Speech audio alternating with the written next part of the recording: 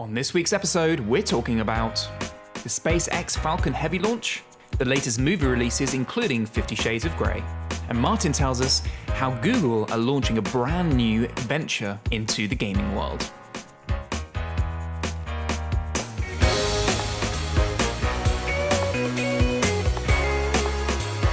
You're listening to the 3 Pixels Tech, Gaming and Movie Podcast, brought to you by Alan Taylor, Martin Gregory and me, Ben Ridley.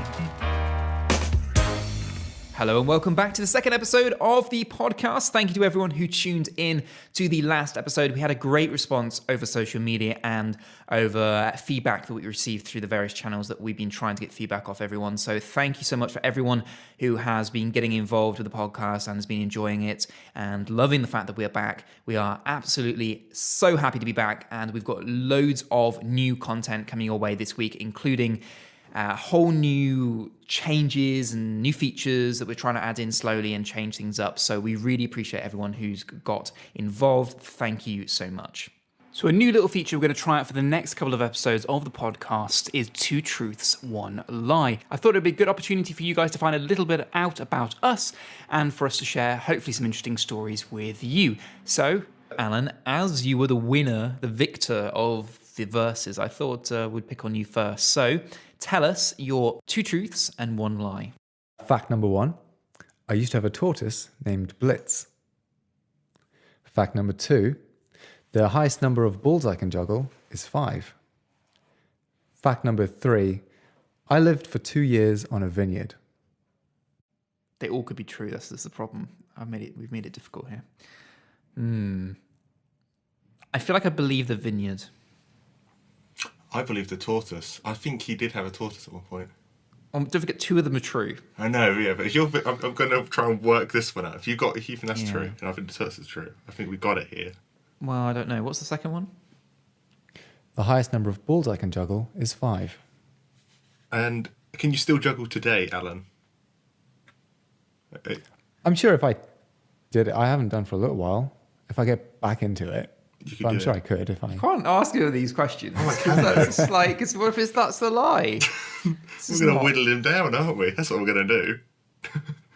I think the juggling is a lie. Yeah, same. That's what I'm down to. So the lie was number 2, the juggling. Yes! I can't juggle. Do you know what? The only way I kind of deduced it is I thought in my mind is like, have I ever seen you juggle? No, not even. You know, like when someone can juggle and you sometimes like there's like fruit in the fruit bowl, or they just like yeah. And with that, let's dive straight in to this week's Tech Corner. It'll be impossible this week to do an episode without talking about Elon Musk's massive leap into space with the Falcon Heavy from his company SpaceX. The rocket made a triumphant launch into space, not only being able to return its fuel boosters back to Earth for the next project to be reused, which is a whole feat in itself, but launched one of Elon Musk's cars, one of his first Teslas that he ever made with the Tesla company, up into space on a voyage which was supposed to go towards Mars. Not quite going to make it over to Mars, but it's still incredible in its own right. Did any of you guys see the launch, or have obviously read things about it? I read things about it. I tried to keep up with it as much as I could, and then all of a sudden it sort of sprung up on me when my friend said to me, "Oh man, did you watch the SpaceX video?" I was like, "Wow." So I had a quick look back, looked at some papers, and yeah, it was quite interesting actually. It's a good read. Yeah, it was incredible that the amount of people who actually got behind this, and it proves that, you know, space is still an exciting prospect for many people and still brings people together.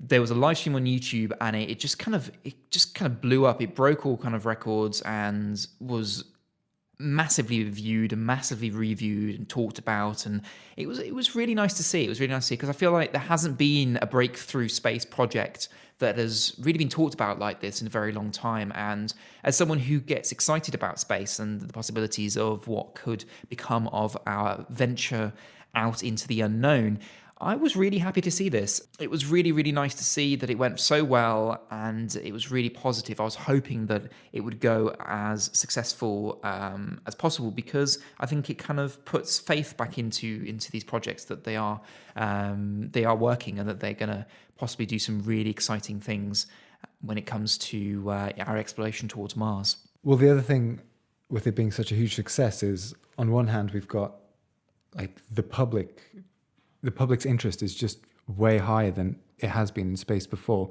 And obviously that sort of thing really pushes companies and governments to invest heavily. But this is also going to open up the way to the future in that it's so much cheaper. It was $250 million cheaper to make this rocket and launch this rocket than any previous. So we're going to see a lot more, I think, even just from that aspect. And the exciting thing for us, I mean, obviously this is opening up the way for the future. We're probably not going to see the final end of this, but the trickle-down tech from space exploration, even from NASA, is just always great to see. So we will, I think, see some of the small things come down to us, but yeah, I'm looking forward to seeing where it goes in the future. As am I with Alan. I'm really excited where this is going. And in our generation, the three of us, we haven't really had many space missions, or none that I can really recall off the top of my head. And this is sort of the big launching pad where I think they've re-caught the eye of the public, and people are going to look and to invest more into space missions. And if it's cheaper than it once was, as Alan just mentioned, then I can only see people like SpaceX and other companies investing, going into space, onward and upward. But what is the end goal? Because when the public does get behind these things, which, like I said, fuels these, it's for an end goal, get to the moon, get to this place, do this thing.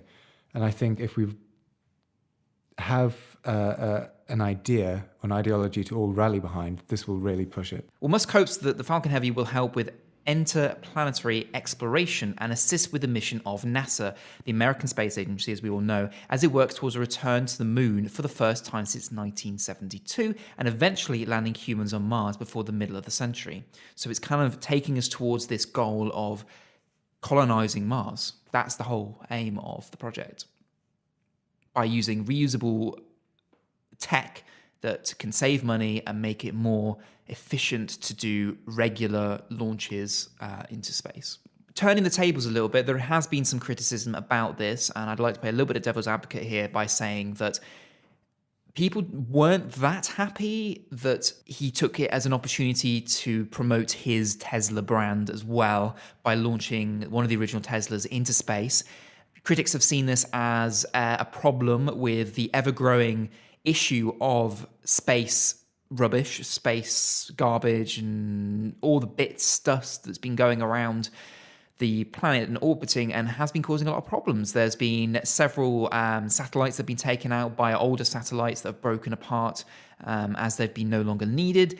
And people argue, was there really necessarily a need to send another piece of rubbish into space, even though it's going to degrade very quickly because it's just the parts that it's made of is not made to withstand space. So it's going to break down to very tiny molecules. But it's just, was it necessary? He hasn't broken any laws. NASA isn't worried about it. But was it a good kind of way of saying to the people, this is the future? If he wants people to lead by his first step, was this the best possible way of doing that? That's my main concern. I want to jump on in and just say to those people who think that, just get off it. Just come off it, who are you kidding yourself? We've always looked towards the stars. From the dawn of mankind, we've always looked towards the stars for answers and questions. And this is a massive, massive step forward in that direction. All right, yes, I can understand people are upset that there is a bit more space junk in the atmosphere and around Earth. But you've got to see, sometimes these sacrifices need to be made. If that means we can have a brighter tomorrow, then so be it. If this is the man, though, that is going to be responsible for taking us to space, he needs to be responsible. 100%. He needs to. I mean, this might just be a tiny, flashy, showy-off thing, but how much is this for his ego and for his brand, or how much is this for the human good? Oh, 100%. I mean, this is coming from the same guy who decided to make a flamethrower company to sell a few thousand flamethrowers just because he could.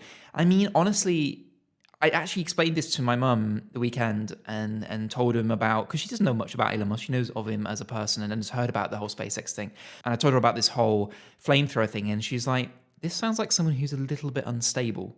If he feels the need to just, I know it's cool and I know it was funny and the internet liked it, but it was just a bit like, I can't concentrate on one thing, or I really like this cool thing, so let's just run with it. And what happens if he does that with SpaceX down the line, when he has too much power that feels it's gone to his head and it's going so well that he maybe just makes one silly little thing that is just going to please his ego and do something that he thinks is going to be funny and is going to work out quite well that might actually backfire in his face. Because at the end of the day, he is not like an astronaut. He's not a scientist really deep down. He is a very good business person. He is, like a Steve Jobs of Apple. He is the Bill Gates of Microsoft. He is someone who is forward thinking and is very intelligent. And I have nothing against Elon Musk. I think he's a genius, but I'm a little bit concerned that if he took just putting the car out in space so lightly, so early on in the process, that he may take other decisions very lightly later on.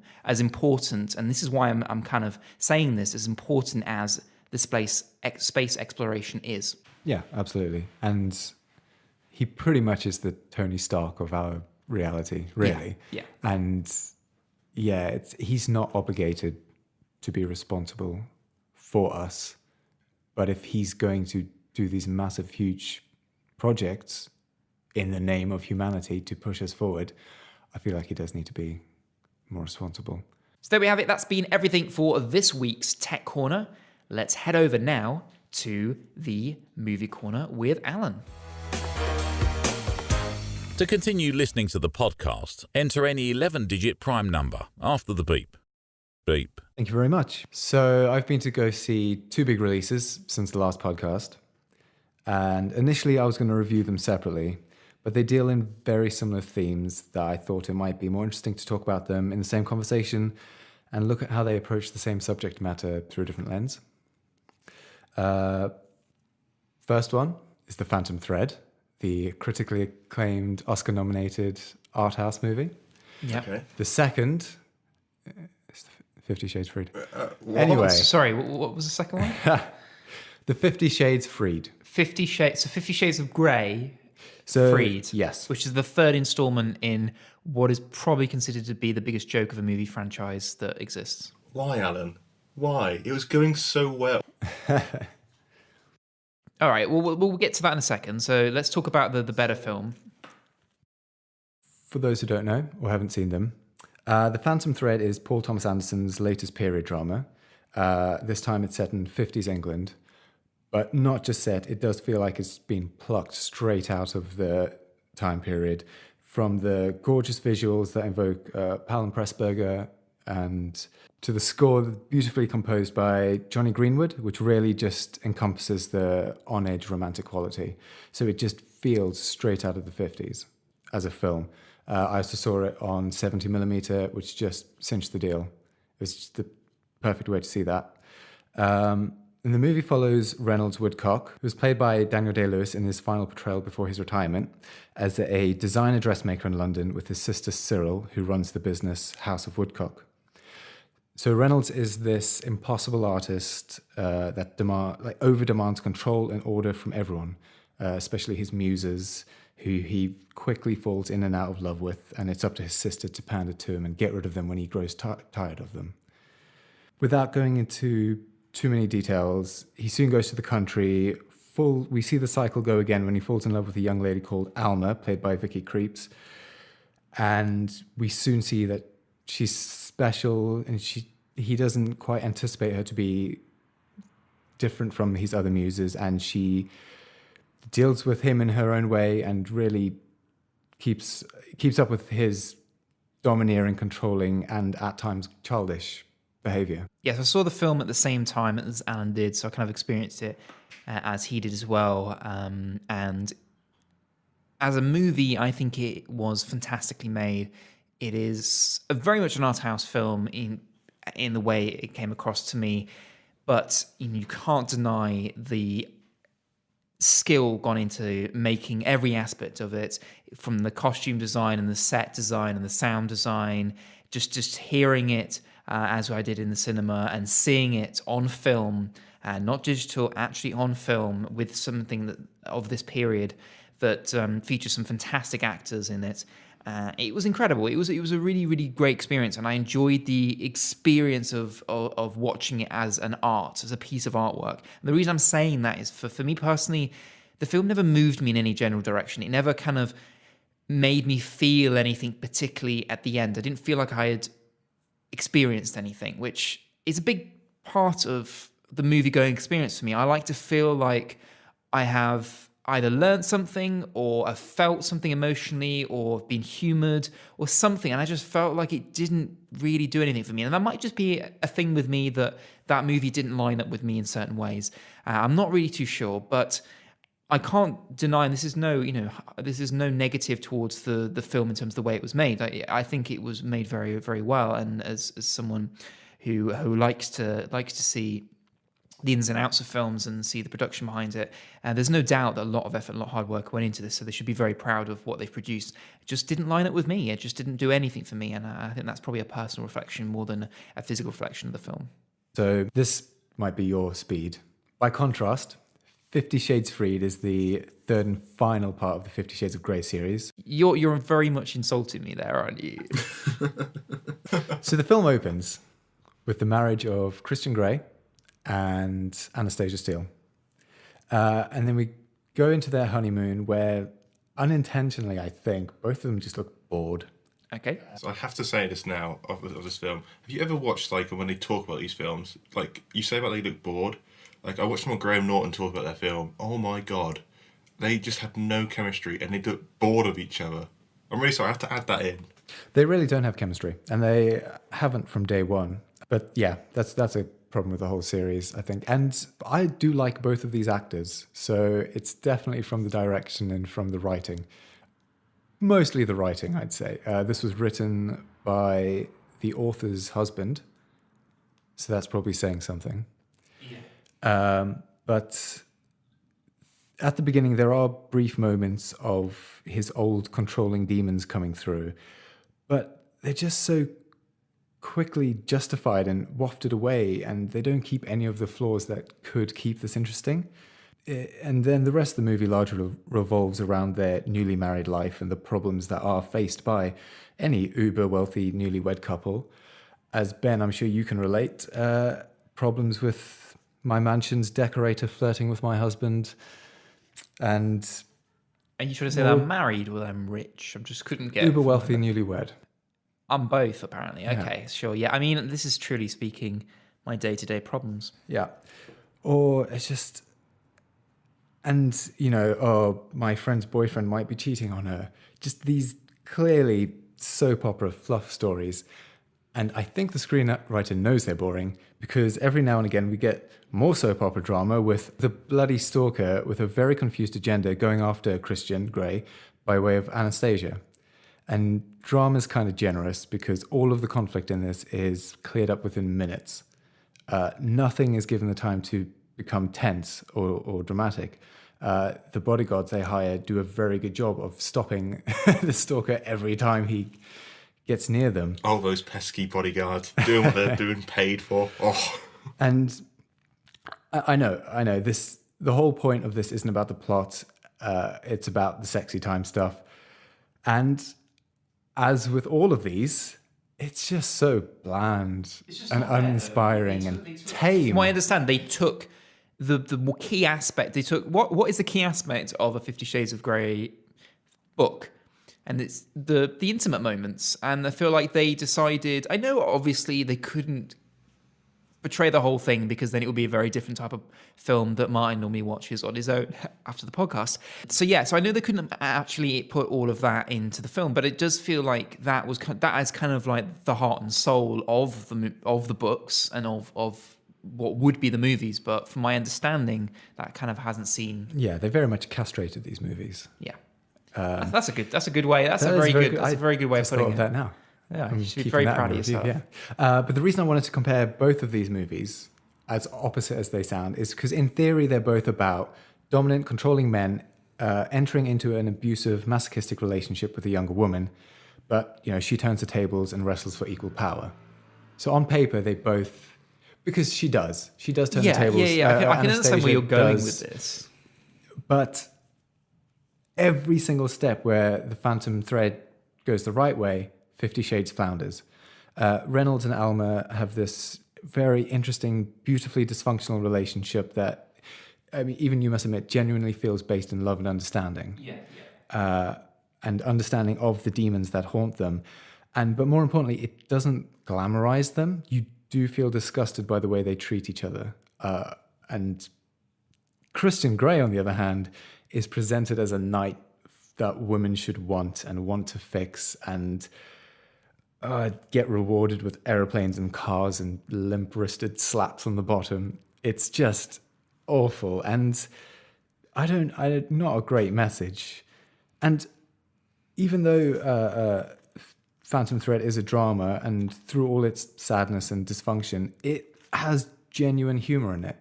I mean, I don't know if you found it funny, but there is sharp wit through that whole movie. Daniel Day-Lewis and the actress that plays his sister just do a great job of keeping humor in it. But it's probably unfair to compare these two movies because I know... A little bit, I think. I understand what you're doing, and it's very, very clever, and I applaud you for that. But yeah, I mean, in real terms, they're quite different movies. They're quite different experiences. So, I mean, if you are out there thinking of seeing, or I've seen 50 Shades of Grey and thinking, oh, well, maybe The Phantom Thread is my kind of movie, if you enjoyed 50 Shades of Grey, that is, maybe that's maybe not the line to draw there. But neither of these are movies to take your partner to on Valentine's Day. No, not for for serious, romantic reasons. not for romantic or for serious decisions. Definitely take as many people as you can to go see The Phantom Thread. Don't see 50 Shades. For the love of God, don't see it. I feel like we're swinging in one direction here, guys. I couldn't tell you which way, but That guy agrees. So he keeps on. I'm glad you heard that as well. My honest opinion is I have no time for 50 Shades of Grey in any of its franchise. I haven't watched a single moment of it. It's just purely because I knew about the books, and I work with a lot of older women who do enjoy this sort of stuff. And I'm like, oh, okay then. So they're telling me about it. And then I just knew, like, they couldn't portray this on screen. And when I watched the Graham Norton shows I previously mentioned, I just thought, if there's no chemistry offset, how can I believe that you two in a film have chemistry at all? It just makes no sense. So that's all I have to talk about this week. Let me know what you think about those two movies, if you preferred one over the other. I please prefer Phantom Thread over the other, but let me know if you disagree. The worst time to have a heart attack is during a game of charades. And with that, we hand over away from the movie corner and straight into Games Corner. In Games Corner, I have two articles I want to talk about. One is just a quick little appetizer, and then we're going to get into the main course afterwards. So the first one is Fortnite overtakes PUBG as the biggest video game in the world. Yes, Players Unknown Battleground recorded 3.2 million players on Steam, which is intensifying rivalry between the two games. However, the king has been knocked off his throne, and Fortnite is now dancing around with its crown as now the biggest video game in the world at this moment point in time. So I just want to get both of your thoughts on this situation. I'm going to be honest, I'm not that surprised about this. Fortnite has been growing and growing and growing. You know, we talked about in the last episode the fact that, the games company having to close down one of their other franchises just to kind of put extra support and work into Fortnite and keep it going. I mean, everywhere you look out on Twitch and YouTube, all the gamers at the moment, the big talk is all about Fortnite, and it's a great game. I mean, I haven't played very much of it. I played a very little bit of it, and it looks quite good. I've seen people play it. I can understand the excitement's there. So, you know, what quite often with a lot of these games is once the streamers and the influencers get behind it and it gets, hyped, and everyone gets involved with it, it just keeps growing and growing and growing in an enormous rate, which you can see here, and quite often overtakes the game before it in terms of popularity. So my problem with this is that I have a bad taste in my mouth about Fortnite, because I don't know if you remember, but in September of last year, Bluehole, the company that made PUBG, came out saying that it wasn't really fair that Fortnite was doing so well, because it's pretty much the same game. Fortnite used to be something completely different. Then Bluehole signed with Sony, who also works with Epic Games. And then all of a sudden, Epic Games is making Fortnite, which is very, very similar, using a lot of the tech that Bluehole had made for PUBG. And obviously, you know, if you make a very well-made game, everyone's going to copy you. That happens with everything. But it's the fact that Sony was involved with both of these products and has pretty much just taken the help from Bluehole and then given that to Fortnite. And now, obviously, Fortnite's got Epic behind it, so they've got this massive advantage as it is. So, of course, it's going to take over. The thing is, at the end of the day, it was just bad circumstances, really. And if Fortnite did do what you just claimed, then so be it. And now they are the biggest game in the world, unfortunately. And sometimes that's how it goes. You're right. That is just the way it goes. No one's done anything wrong necessarily, but I guess I just feel for PUBG. Like I saw it grow from this, early access game to signing with Sony to becoming this massive breakout success. I mean, at the end of the day, it's just a multiplayer battleground, battle royale style shooter, which has existed before. I think they built their game off of Armor, but I've seen it grow, and then to see this big company come in and steal their lunch, basically, it doesn't sit right with me. I just also think if you look at a difference in contrast, to me, Fortnite Battle Royale is always going to be the more eye-catching, especially to the younger audiences. It's like very cartoonish in its way. And people, I think Ben was the one who said it about like streamers and YouTubers playing this. I have seen a metric ton, to say the least, of people playing this game. And with Battlegrounds, I know of it. I don't see many videos of it. Maybe like it's the people I'm subscribed to and who I actually frequently watch. But like it's always about Fortnite, and it's never about the other. I think time will only tell how this game develops. I mean, it's still in early days. I mean, it's still not even full release technically yet. So there's a lot of way to go, and there's a lot of hurdles still to overcome. And I think the game is far from perfect, but it's on the right track. But with these things, the tables can quickly turn in the opposite direction as they did turn in their direction to get this game as popular as it is. Okay, after that, this is the big one. So hold on to your hat, especially Sony and Microsoft, because a new player has entered the game. Google is launching games console and streaming service called Yeti to rival the both of them. Now this is massive in my opinion. Google are one of the biggest companies in the world, not in their own division, in the world. And for them to come into the game industry and pretty much seamlessly saying, we're going to dominate this circuit too, it is great for us as the players, but I'm pretty sure Microsoft and Sony didn't really want a third massive contender, sorry Nintendo, and come in and take people away. So, first thoughts on this, and I'm going to dive a bit more deeper into the story. So yeah, big news from a big company. Honestly, news I was not expecting. I felt like other projects were very much taking up Google's time at the moment, and they were very much looking at other things rather than the games market. But obviously, it's a big cash pot out there. The amount of people gaming today is bigger than it's ever been in different ways, and the whole platform that Google has enabled through Android has brought in gamers younger and younger. There are people playing games far younger than there would have been many years ago just because of smartphones.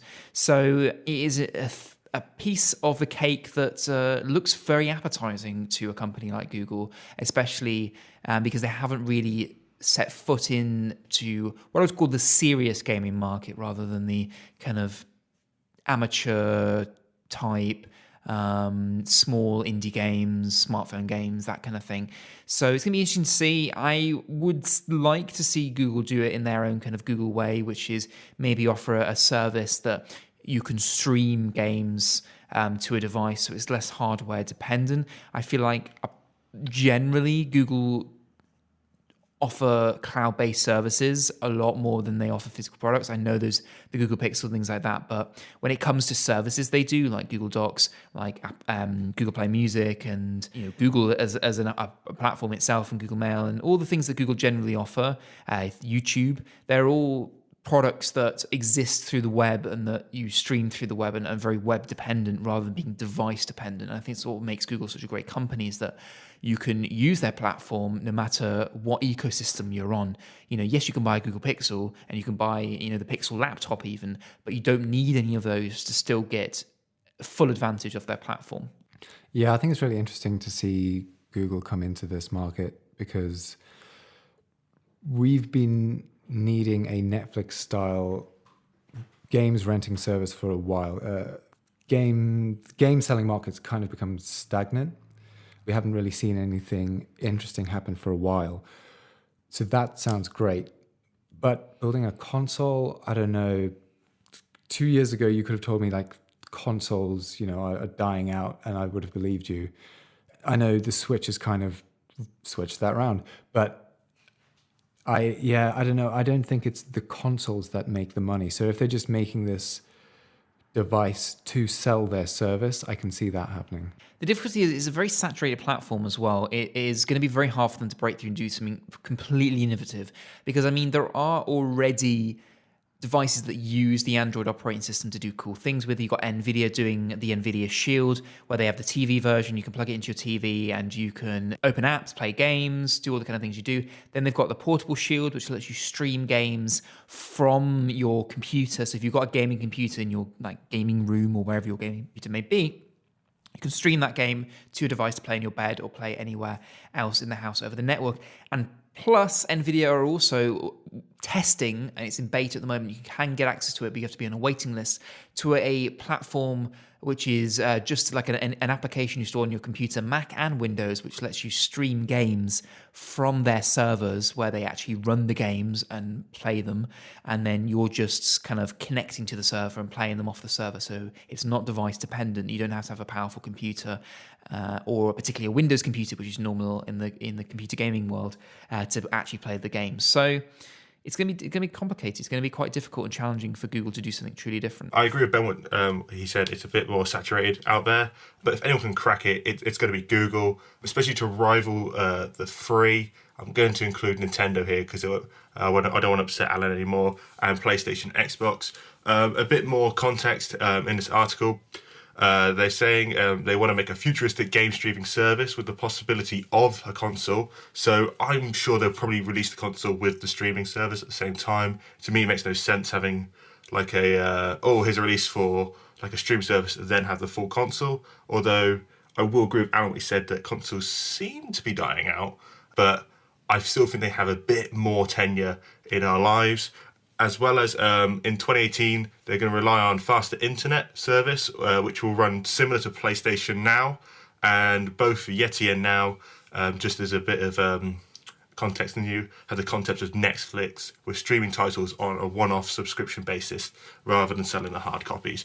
So it'll be quite interesting to see where Google go with this. Google have already previously entered into the gaming area with the Nexus Q on the mobile phone, but launching a home entertainment system is massive, and I'm glad that I'm alive at this point, seeing the landscape change it almost. I think the streaming idea is great, but I don't want another console on my living room under my TV. It's too much. I can't imagine people have the space for it anymore. And most consoles these days are adopting this almost phone system of selling, where they just release upgraded versions. The PS4 Pro, the Xbox One X. It's just the 4K versions and all that. Yeah. Yeah, it's just you get the latest, upgrade. It's not necessarily you want all these consoles. And the other question is, if this is all streaming, I know this pool of people is decreasing a lot, but what about people who don't have internet? See, this is an interesting question that you brought up, because I think they're going to have to miss out. And it is a strange thing to think, especially for me, to think, how do people not have internet? Then I think about I was going to say my grandma, but she doesn't really play video games. But I know there are people out there who have the same sort of age who don't have the internet, or their internet isn't really playable on. But that's the thing. This is a streaming software. You're not downloading the games to play. You need good internet, not just internet. Yeah, this is quite true. Now, really the point I wanted to make here is that Google generally only come into a market when all their intentions is to just change things around. Google rarely get into a market that they actually want to actually win and take over. All they want to do is change the way people look at that market, or just get the competition to suddenly do something innovative with it. They've done something similar with the internet market in the US. They have no intention of becoming an internet service provider in America. They just realized that internet service providers in America were becoming too greedy and weren't actually offering the consumers anything good. So they decided to use their power and money to build better internet connections and better internet services in certain areas that needed it, to make the other internet service providers go, oh God, we need to do something, because now suddenly we've gone from being really complacent to being there's a big competitor who's got a much better product than us out of the doorstep. And they've done this with other things. Google have no real intention of building a driverless car. They just wanted to move on driverless cars and help them move forward and bring in competition with new ideas. So I maybe feel that this might be them saying we kind of just want to change things around in the gaming industry because we feel like it's become a little bit stale with the console and with the way that we're looking at playing games, and that maybe something different needs to be made there. So, I would agree and think that Xbox and PlayStation have got a little bit complacent with their consoles. I think, yes, we've got VR and 4K, but there's nothing different. There's nothing interesting. It's just incremental upgrades. It's not anything game-changing. Nintendo, I think, have done some of the biggest changes in terms of the way we look at playing at games. But still, playing something on a tablet, is not new. So I'm hoping that they just do something that maybe makes us look at the way we play games and the way we interact with gaming, and just make it move on for the better. That's it for the Games Corner's time, and I'll hand you back to Ben. A computer lets you make more mistakes faster than any invention in human history, with the possible exceptions of handguns and tequila. Thank you, Martin, for this week's Game Corner. Some really interesting topics there. Let's now head over to Versus for this week. So for those of you who weren't listening last week, and I may ask why you weren't listening, might not have seen us do Versus, which is something that we have been doing for a while on this series, but we were kind of mixing it up and adding a random news topic that two co-presenters have to choose each and go head-to-head in order to compete for those all-important respect points.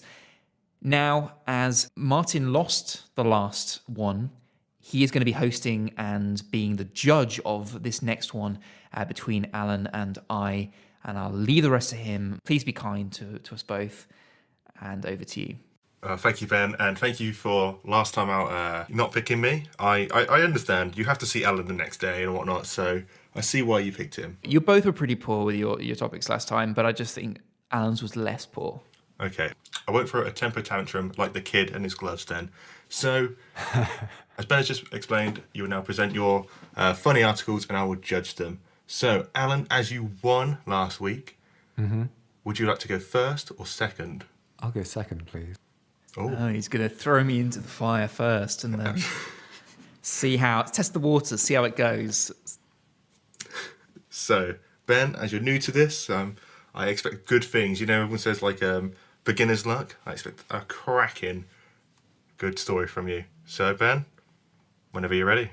So here I go. First up, my topic is all about what might be your favorite crisp brand.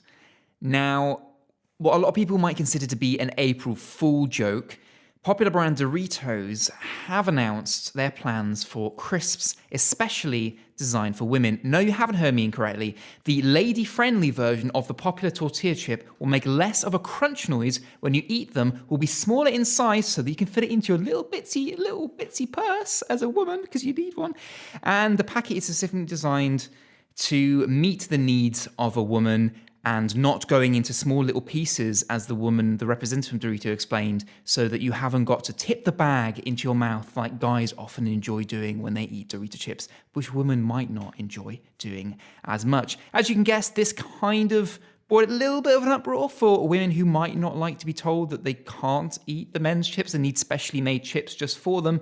And PepsiCo, the owners of Doritos, have recently made a little bit of a backtrack, but they're trying to say that they want to extend the range of offerings that they have for their consumers to give them a choice in how they want to consume and store their chips.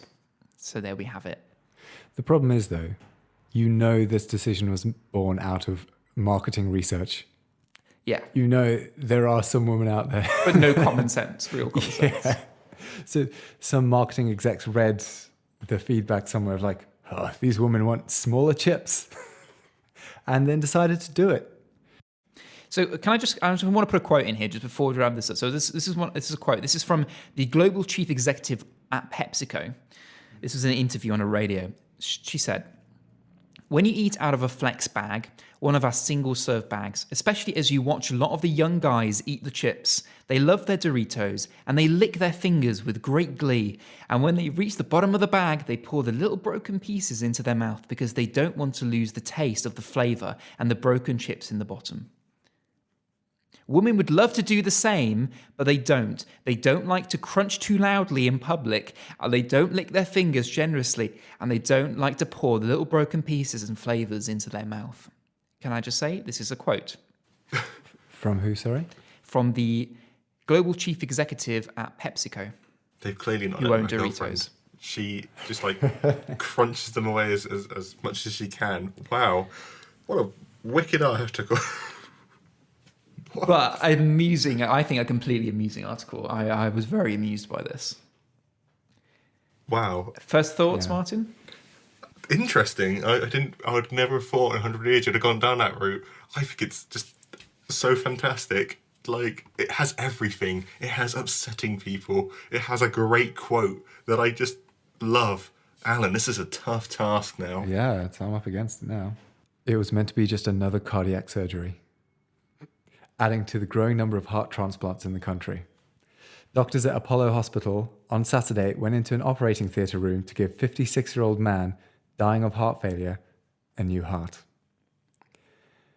However, the donor of the heart, his heart was a normal fist size. The recipient of the heart had the heart the size of a small football. The donor's heart was too small.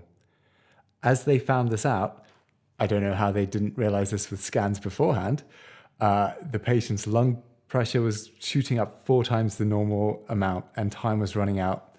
So plan B was to squidge the heart to the side and sew in the new heart next door to the old heart. Sewed up the guy, stabilized, and walked out the door with 2 hearts.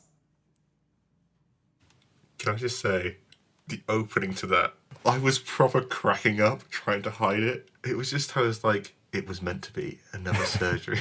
It was almost like 20,000 people used to live here. Now it's a ghost town. I was like, where is he going with this? Oh, God. Part of the side effects is 2 sets of pulses, and also they're going to have a lot of trouble identifying which heart is his. Oh, great. I That's don't quite morbid. understand why he's got double the amount of hearts. He's the Doctor from Doctor Who. It's his origin story. This is how it happened. Probably a bit more interesting. Oh, All right, Martin, so the pressure's on. God. Time for you to decide. It's either a company who clearly have too much time on our hands and like upsetting women, or pretty much saved by Alan's narration of a guy having a heart transplant and idiot doctors not knowing what they're doing. Super smart doctors. Yeah. Well, Can you tell me, just before I say my verdict, where was this at? Sorry, which hospital? the Apollo Hospital, Jubilee Hills. Okay, so avoid there at all costs if you have a heart problem. Okay. I'm going to go with... I'm going to go give it Ben. I have to. That's the correct answer. I'll try and be graceful with my. I just thought, response. wow, this can't be real. This just can't be real. That's it for our versus. Ben, as you won, I'll be playing against you next time round, and Alan will be judging. You look forward to it. I do not, especially if you got these crisps. And thank you very much. Hand you back to Ben, and yeah, enjoy Doritos, I guess. There's a band called 1023 Megabyte. They haven't had any gigs yet. What a wonderful way to end this episode of the podcast. Thank you so much for tuning in. We appreciate all your love and support on these episodes. Don't forget to get on social media. Check also the descriptions below the podcast where we've put links to all the stuff that we've talked about in this episode. Let us know your thoughts on everything we've discussed. We'd love to hear from you. And don't forget to hit that subscribe button if you haven't done so already to make sure you always get the latest episode of the podcast in your inbox, in your stream, ready for you to consume whenever you can. Also, keep an ear out. We are putting bonus episodes in between the core episodes. There's always a little bit of extra content for you whenever you need it. And with that, I'd like to say thank you very much to my two co-hosts. Thank you to Alan. Thank you very much. And thank you to Martin. Thank you very much. It's been a pleasure talking with you guys, as it always is, and we're very excited, as I said, to be back with this podcast, and we hope you guys are enjoying it just as much too. We'll see you on the next one, and with that, I'll say adios. See you later.